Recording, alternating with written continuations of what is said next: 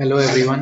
देखिए, मैं अभी आप लोगों को बताऊंगा स्लोप डिफ्लेक्शन के ऊपर फ्रेम के न्यूमेरिकल। ठीक है, स्लोप डिफ्लेक्शन मेथड्स है, फ्रेम का न्यूमेरिकल करूंगा अभी आज।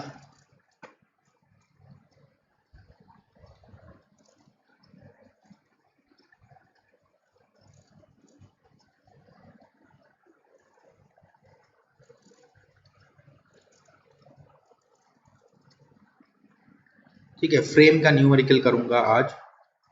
चलिए शुरू कर लेते हैं। न्यूमेरिकल है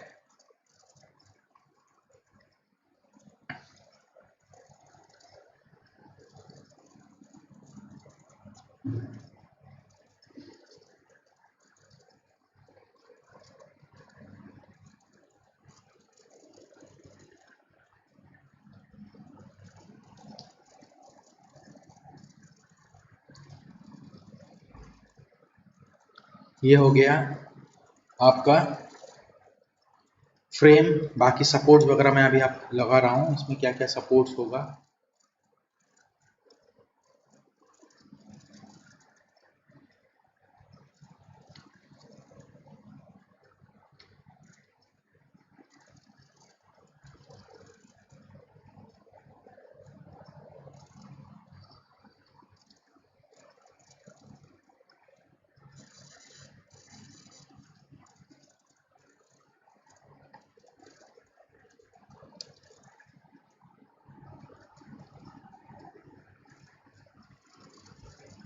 ये है आपका फ्रेम का numerical.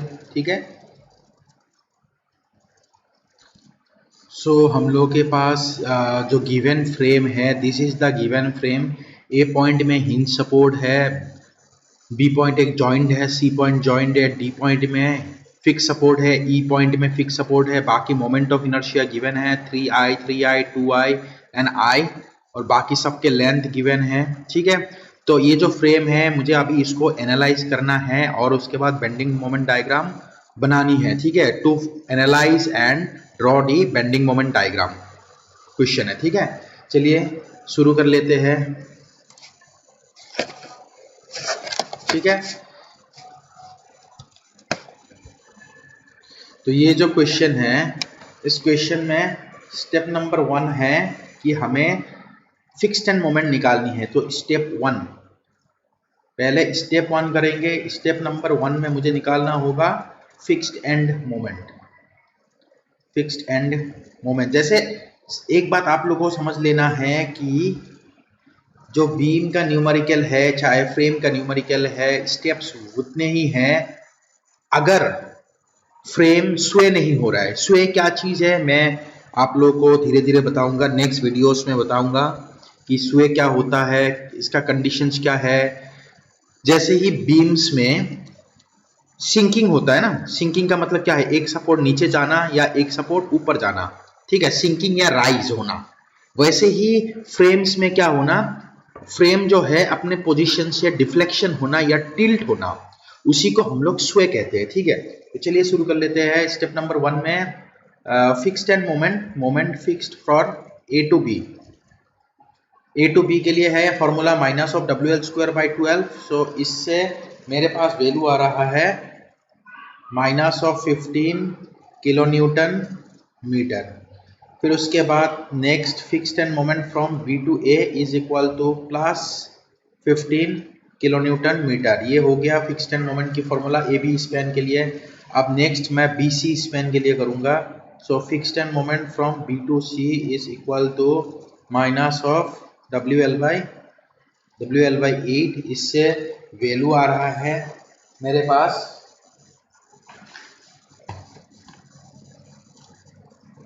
Minus of 37.5 kilo newton metre.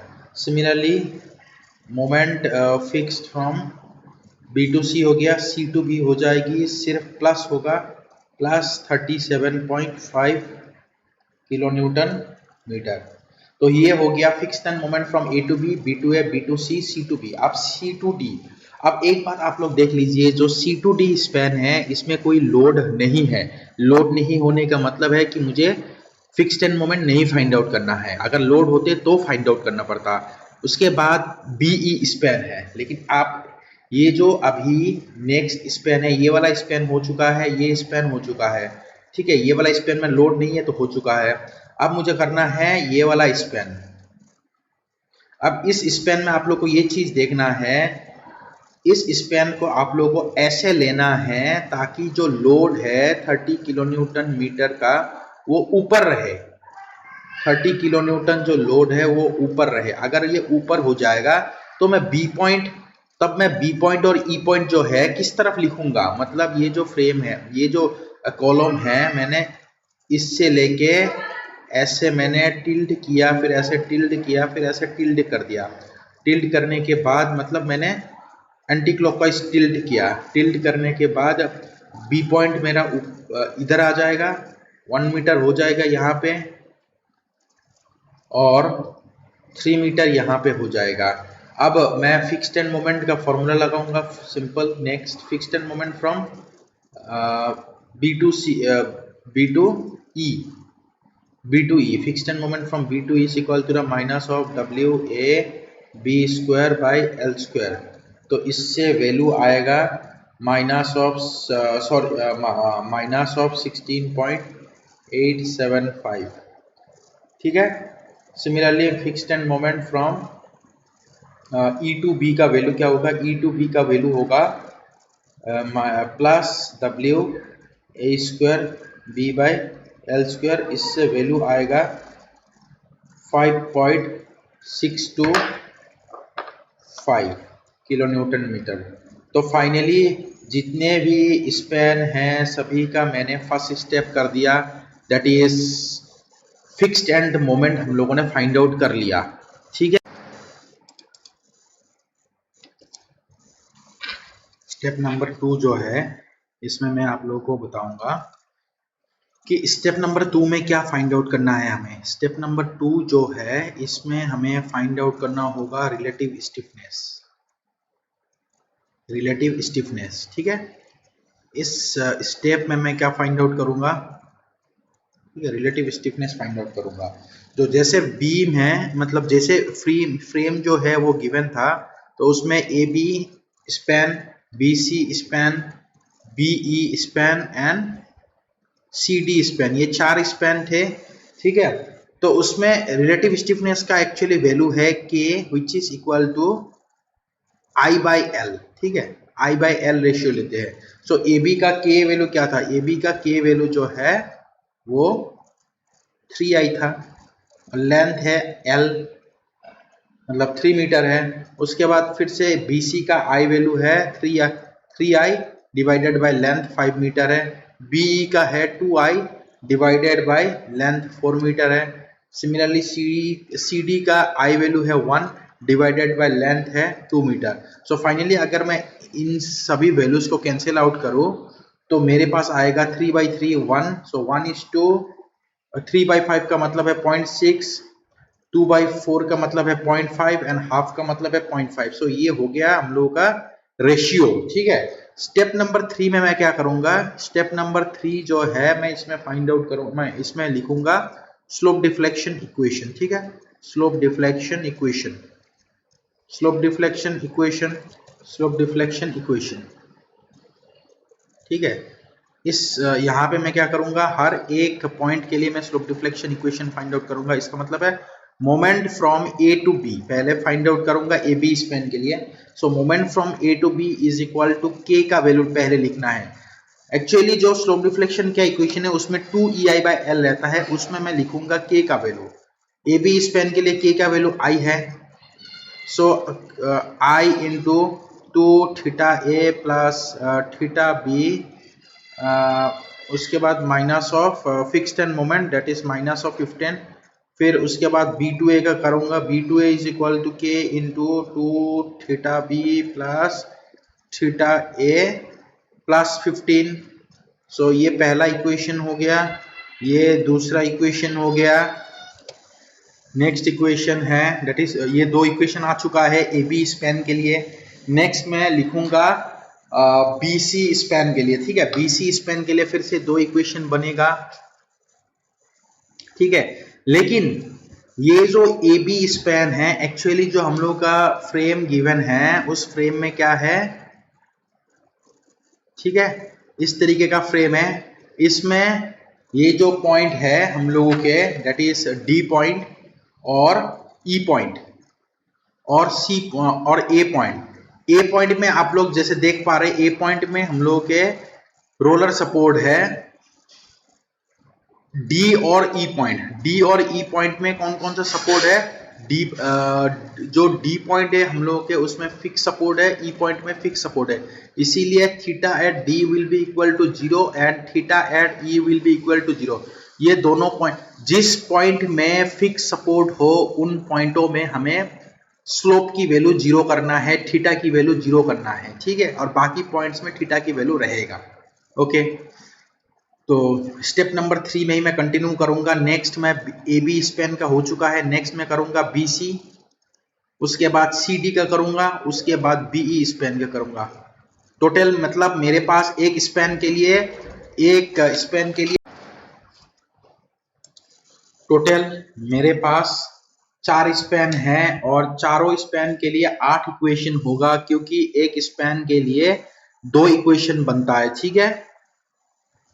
Next हम लोग करेंगे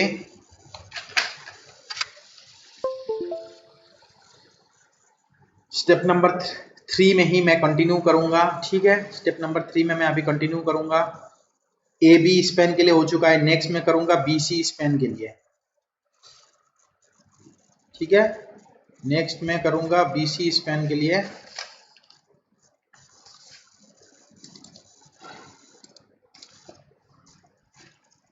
बी सी स्पैन के लिए होगा moment from B to C is equal to, relative stiffness का वैल्यू लिखना है पहले, that is 0.6 times of 2 theta B plus theta C minus of fixed end moment, that is 37.5। Next होगा moment from C to B. Moment from C to B will be equal to 0.6 times of 2 theta C plus theta B plus 37.5। ये हो गया BC span के लिए। Next मैं करूंगा BE span के लिए, ठीक है। For BE span, moment from B to E, relative stiffness का वैल्यू है 0.5 into 2 theta B plus theta E, B का है minus of 16.875 fixed end moment. Next moment from E to B is equal to 0.5 into 2 theta E plus theta B plus 5.625। लेकिन मैंने अभी ये बोला है कि जो थीटा एट डी होगा और थीटा एट ई होगा, दोनों का वैल्यू होगा 0। सो इसका वैल्यू हो जाएगा 0, इन दोनों का वैल्यू हो जाएगा 0। इक्वेशन नंबर 3, 4, 5, 6 एंड उसके बाद 8 इक्वेशन होगा टोटल। उसके बाद moment from C to D होगा, रिलेटिव स्टिफनेस का वैल्यू 0.5, सी टू डी का होगा 0.5 into 2 theta C plus theta D. लेकिन सी टू डी जो स्पैन है इसमें लोड नहीं है, इसीलिए फिक्स्ड एंड मोमेंट का वैल्यू नहीं होगा। This is equation number 7 and moment from D to C is equal to 0.5 into 2 theta D plus theta C. Fixed end moment नहीं है, लोड नहीं है। ये हो गया 4 स्पैन के लिए, टोटल 8 इक्वेशन है। डी को मैं जी करूंगा क्योंकि डी वाला स्पैन और ई वाला स्पैन में फिक्स सपोर्ट है, तो इसीलिए 0 हो गया। तो टोटल ये मेरे पास 6 इक्वेशन है, ठीक है, नहीं 8 इक्वेशन है, सॉरी 8 इक्वेशन है टोटल। इससे मैं फाइंड आउट करूंगा theta at A, theta at B, theta at C, 3 theta find out करूंगा। लेकिन स्टेप नंबर 4 में मैं, देखिए सॉल्व करने से पहले मैं स्टेप नंबर 4 के बारे में लिख रहा हूं, that is boundary condition, step number 4 हो जाएगा हम लोगों का बाउंड्री कंडीशन। बाउंड्री कंडीशन में क्या लिखूंगा मैं, जो बाउंड्री कंडीशन है मैं इसमें लिखूंगा मोमेंट फ्रॉम, देखिए बाउंड्री कंडीशन में ये लिखना है जिस जिस पॉइंट में थीटा है, मतलब जिस जिस पॉइंट में फिक्स सपोर्ट है उनमें थीटा की वैल्यू क्या होगा, 0 होगा। That is theta at D is equal to 0, theta at E is equal to 0, क्योंकि इन दोनों पॉइंट में फिक्स सपोर्ट है। बाकी जितने भी पॉइंट्स है उनमें मोमेंट की वैल्यू 0 होगा। That is moment from A to B is equal to 0, क्योंकि ए पॉइंट में हिंज सपोर्ट है। उसके बाद moment from B to A plus moment from B to A plus moment from B to C plus moment from B to A, B to C and B to E हो जाएगा। B point में तीन member है तो तीनों का summation क्या हो जाएगा, 0 हो गया। ठीक है, B to E is equal to 0। Next और कौन सा होगा, हाँ सी पॉइंट के लिए लिखना होगा that is moment from C to B plus moment from C to D is equal to 0। तो ये हो गया मेरे पास 1 2 3 4 5 बाउंड्री कंडीशन। 5 बाउंड्री कंडीशन क्यों हो रहा है, क्योंकि टोटल 5 जॉइंट है, A joint, B joint, C joint, D joint and E joint, total 5, तो बाउंड्री कंडीशन भी 5 होगा। ठीक है, स्टेप नंबर 4 में मैं क्या करूंगा, स्टेप नंबर 4 में करूंगा कि B to C and C to B and C to D, मतलब C to B and C to D, ये वाला इक्वेशन हो गया। C to B and C to D कौन सा इक्वेशन हो गया, ये, इन दोनों को मैं सम अप करके इक्वल टू 0 करूंगा। Next B to A, B to C, B to E, next हो जाएगा हम लोग का नेक्स्ट इक्वेशन बनेगा B to A. B to A कौन सा है, ओके, बी टू ए पहला पेज में ही जा चुका है। B to A, B to C और बी टू ई, ये तीन इक्वेशन को मैं ज्वाइन करके इक्वल टू 0 करूंगा। और moment from A to B, ये भी पहले पेज में जा चुका है, moment from A to B is equal to 0। So मेरे पास टोटल 3 इक्वेशन बनेगा। ये वाला ये फाइनल पहला इक्वेशन बनेगा, फिर उसके बाद ये दूसरा इक्वेशन बनेगा और ये तीसरा इक्वेशन बनेगा। ठीक है, ये 3 इक्वेशन बनेगा। इन तीनों इक्वेशन को सॉल्व करके मुझे लाना होगा theta at A, theta at B and theta at C, जो कि मुझे पता नहीं है। ठीक है, नेक्स्ट कर लेते हैं स्टेप नंबर 5, मतलब सॉरी स्टेप नंबर 5 में। स्टेप नंबर 5 जो है इसमें मैं क्या करूंगा, सॉल्व करूंगा। That is moment from A to B is equal to जो 0 है, इस इक्वेशन को लिखूंगा, A to B equal to 0, इसको लिखूंगा तो ये इक्वेशन फाइनली बनेगा 2 theta A plus theta B minus of 15 is equal to 0। This is equation number 9। उसके बाद मोमेंट फ्रॉम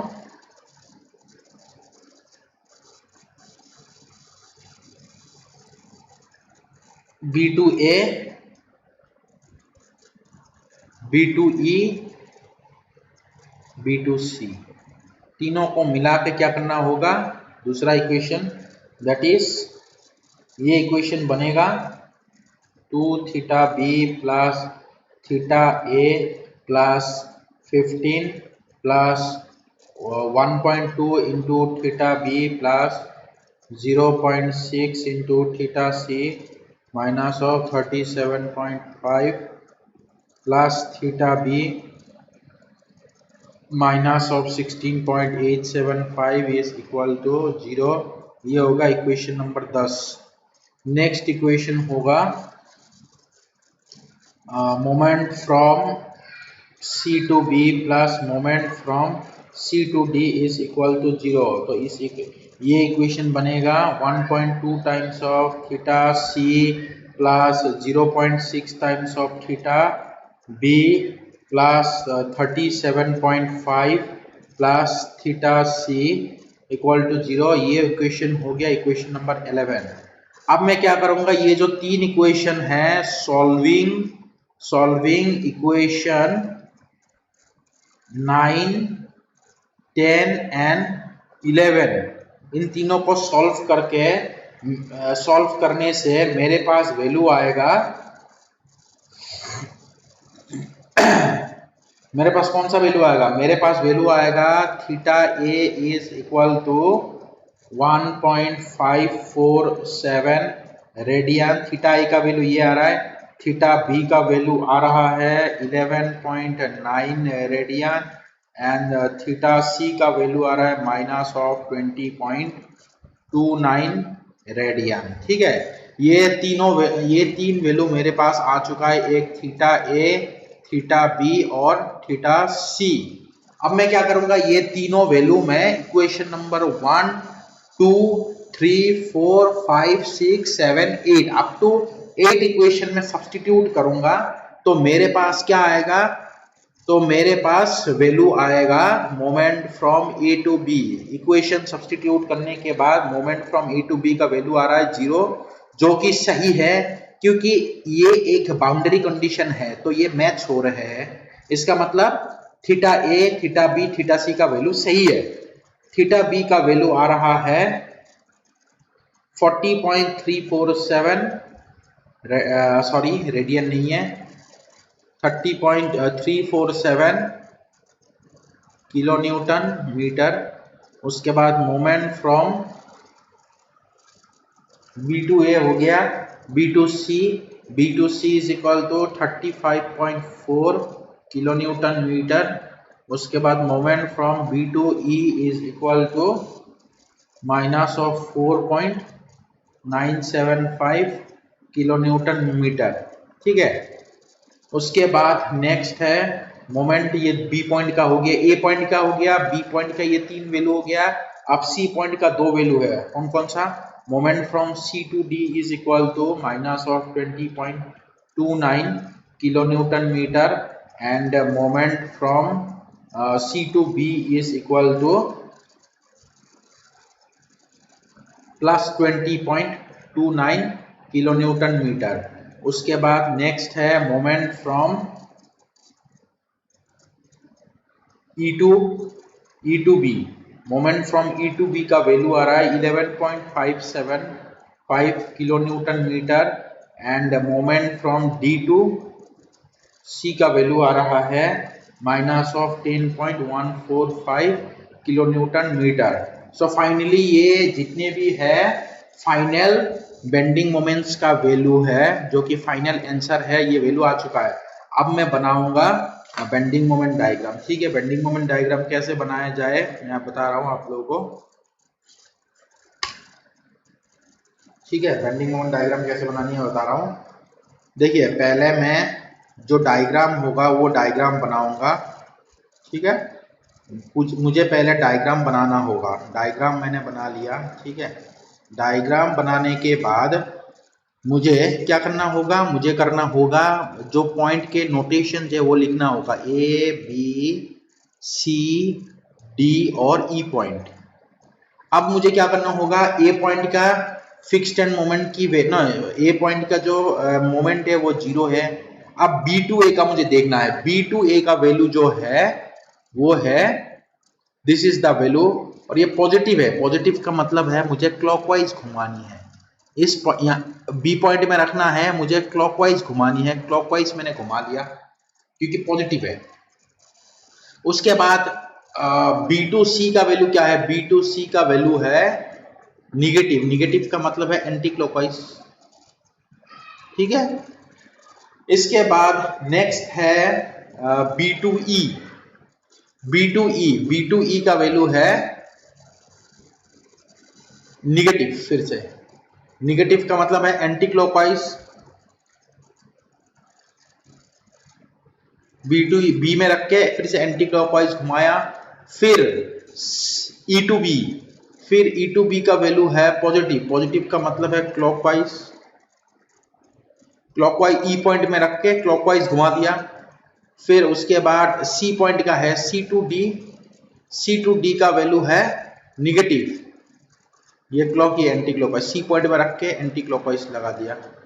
ठीक है, अब C2B का कौन सा है, C2B का वैल्यू है प्लस, C2B का वैल्यू है प्लस, तो मैं क्लॉकवाइज घुमाऊंगा, दैट इज क्लॉकवाइज। उसके बाद D2C का वैल्यू है निगेटिव, सो क्लॉकवाइज का मतलब है, नहीं सॉरी एंटी क्लॉकवाइज होगा, तो एंटी क्लॉकवाइज का मतलब है मुझे इस तरीके से घुमानी है। तो अब आप लोगों को ये कंसेप्ट क्लियर होना होगा कि एरो जिस तरफ दिखा रहा है डायग्राम उसी तरफ बनेगा, अगर ऊपर दिखा रहा है तो ऊपर बनेगा, नीचे दिखा रहा है तो नीचे बनेगा डायग्राम, ठीक है। तो फाइनली जो है मैं वैल्यूज के हिसाब से डायग्राम बना रहा हूं। देखिए यहां पे क्या है, B2A का वैल्यू है 40, B2A का वैल्यू है 40, सो ये हो गया 0 से लेके मैंने 40 तक ज्वाइन कर दिया। नेक्स्ट है B2C का वैल्यू है 35, मतलब यहां, और C2B का वैल्यू है 20, मतलब यहां तक मुझे ज्वाइन करना है, ठीक है। मैं यहां से लेके यहां तक ज्वाइन कर दिया। फिर उसके बाद नेक्स्ट है B2E का। अब B2E का वैल्यू क्या है, B2E का वैल्यू है 4.97, 4 मतलब यहां पे मैं लिख देता हूं, दिस इज 4, और E2B का वैल्यू है, E2B का वैल्यू है 11, ठीक है। ये 4 हो गया, ये 11 हो गया, ठीक है। ये 4 हो गया, ये 11 हो गया। अब नेक्स्ट C2D का, C2D का वैल्यू क्या है, C2D का वैल्यू है 20, मतलब मान के चलिए मैं यहाँ पे बनाऊंगा डायग्राम 20, और एक ऊपर बन रहा है, एरो इस तरफ दिखा रहा है, इस तरफ बनेगा, एक नीचे दिखा रहा है, नीचे D2C का वैल्यू क्या है 10, ये हो गया 10 और ये हो गया 20, ठीक है। अब मैं वैल्यूज लिख रहा हूं, क्या क्या वैल्यूज है, यहाँ 0 है, यहाँ है 40.347, यहाँ पे है 35.4, फिर यहाँ पे है वैल्यू बी वाले का, B2E का वैल्यू क्या है 4.975, फिर इसके बाद E2B का वैल्यू है 11.575। नेक्स्ट C2D का वैल्यू क्या है, C2D का वैल्यू है 20.29।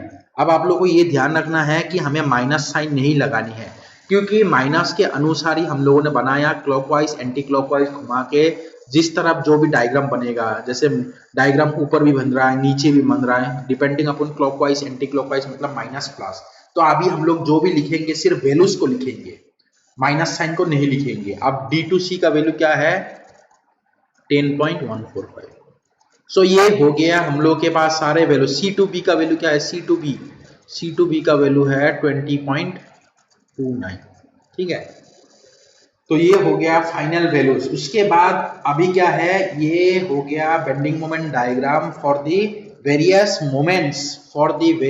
Moments which we have find out using slope deflection equation.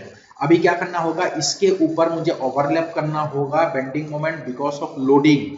जैसे A to B स्पैन में यूनिफॉर्मली डिस्ट्रीब्यूटेड लोड है UDL, तो UDL का फॉर्मूला क्या है WL²/8, सो इससे वैल्यू आ रहा है 20 इंटू 9/8, सो इससे वैल्यू क्या आ रहा है, इससे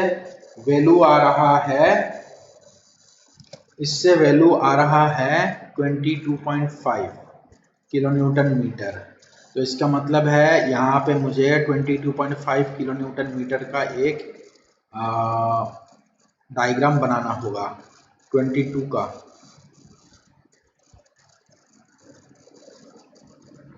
This value is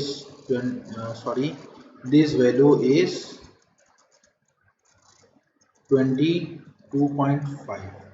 नेक्स्ट है B2C में 60 है कंसेंट्रेटेड लोड, तो फॉर्मूला हो जाएगी, सेंटर में है WL/4, इससे वैल्यू आ रहा है 60 इंटू लेंथ डिवाइडेड बाई 4 75, इससे वैल्यू आ रहा है 75, सो 60 इंटू 5/4 से वैल्यू आ रहा है 75 आ रहा है, तो 75 में बनाऊंगा अभी। नेक्स्ट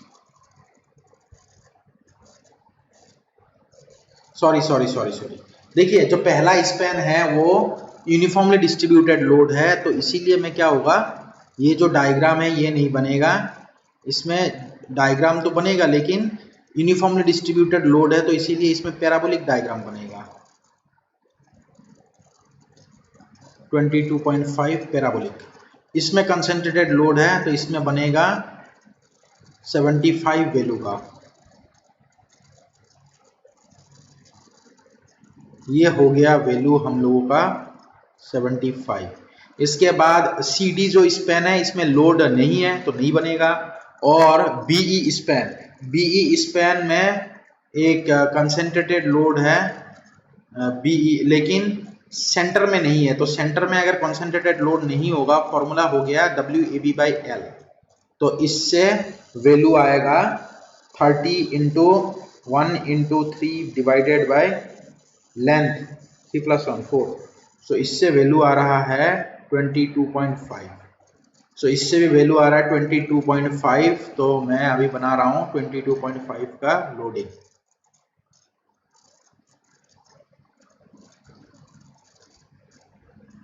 ठीक है, सो ये हो गया 22.5 लोड के ऊपर। अब मुझे कैसे बनानी होगा, अब मुझे ये ध्यान रखना है जो लाइन के ऊपर है वो प्लस है, जो लाइन के मतलब कौन सा लाइन के ऊपर प्लस बोल रहा हूं मैं, जो लाइन है जो डायग्राम मैंने बनाया था बिकॉज ऑफ स्लोप डिफ्लेक्शन या because of the slope deflection equation, उस लाइन के लिए जो भी डायग्राम बना है उस डायग्राम के ऊपर बनेगा तो प्लस है, नीचे बनेगा तो माइनस है। ये जो लाइन है इसके ऊपर है तो प्लस है, इस लाइन के नीचे है माइनस है। ठीक है, इस लाइन के नीचे है माइनस है, ये प्लस है। अब ये हो जाएगा प्लस, ये हो गया माइनस, और ये वाला वैल्यू हो जाएगा minus. So this is the final bending moment diagram, यही हमें बनानी थी, and this is the final bending moment diagram for the frame given. और ये जितने भी फॉर्मूला है, ये फॉर्मूला किसका है, बेंडिंग मोमेंट डायग्राम की फॉर्मूला है। इनके ऊपर भी मैं वीडियो बना के रखा हूं, अगर किसी को डाउट है तो आप लोग देख सकते हैं। स्ट्रेंथ ऑफ मटेरियल प्लेलिस्ट में आप लोग फाइंड आउट कर सकते हैं। स्ट्रेंथ ऑफ मटेरियल सब्जेक्ट के अंदर bending moment diagram, shear force diagram कैसे बनाया जाता है, ये टॉपिक आप लोग क्लियर कर सकते हो। जैसे फॉर्मूला, ये एक फॉर्मूला है WL²/8, WAB/L, WL/4, ये सारे फॉर्मूला है, ये दे के रखा हूं मैं। ठीक है, ओके, थैंक यू। और अगर किसी ने सब्सक्राइब नहीं किया है, please subscribe and like the video. That's all for today.